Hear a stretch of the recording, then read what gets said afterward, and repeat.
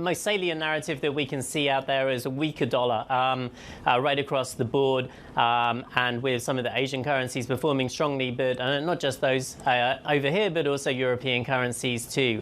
Secondary, we've got futures lower again for US stocks today. And I think that gives you that sort of impression that all of this is creating just a real sense of uncertainty at the moment. What is Trump going to do exactly? He's changing his mind every 5 minutes. That's not very good for long-term investment plans, and therefore it's not very good for the economic outlook. If people are going to be delaying their decision making by a certain amount of time, then that's going to hold back the US growth model in particular. And I think that that's what people are expressing in the way that they're trading this morning. Not only that, but on top of it, you've got this idea that the US is actually declaring it kind of faces a balance of payments crisis with the new emergency measures that he's mentioned. Be careful what you wish for, because investment flows have been slowing into the US for one thing, and that may start to take its toll again and bring down the dollar anyway over time.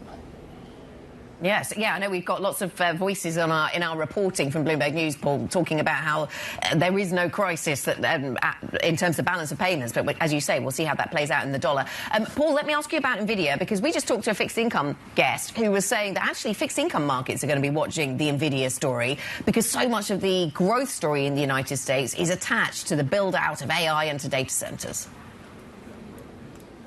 Yeah, I thought that was really interesting what she was saying. Tell me where the Nasdaq is going to be, and I'll tell you where the Treasury yield is going to be as well. And definitely these earnings are important. For Nvidia itself, which has been flatlining for 4 or 5 months now, which is seen as kind of valuation metrics compressed somewhat to more or less in line with the Nasdaq. But meantime, we've been seeing that big rotation trade already playing out in the US markets, where the big tech companies have been underperforming relative to the rest of the market. So bad earnings from Nvidia are a miss, and we could see that trend accelerate. We really have to see what they say. If they can restore confidence in the idea that capex is going to be manageable, then maybe we get a boost and that starts to unravel a little bit and bodes better for the US market.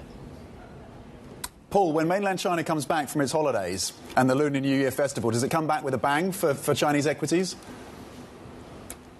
At last, they'll be back with us tomorrow, Tom. And I think that not only does the catalyst of the tariffs going to be really good for Chinese markets, but actually a lot of the reports that we've seen about spending over the holiday period have been a little bit more positive and favourable for China as well. And so, we have seen Hong Kong stocks already gathering some momentum over the past couple of days, and we see the yuan in the offshore market also trading firm.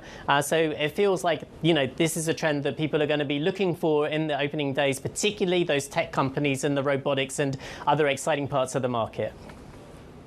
OK, Paul Dobson, thank you very much indeed. I caught some of the CCTV gala, the Chinese New Year gala, which is an annual event, Paul, and they had this amazing robotics display. And there's often signalling from the Chinese government in terms of what they want to see from the consumer and what their priorities are from this TV extravaganza. Buy robots. And robots was part of that. Buy robots. We are leaning in to automation. Interestingly, bits on exports as well.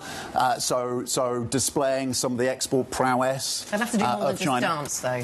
That's not reason enough to buy them. These were dancing robots, but you want one that's more practical, arguably, don't you?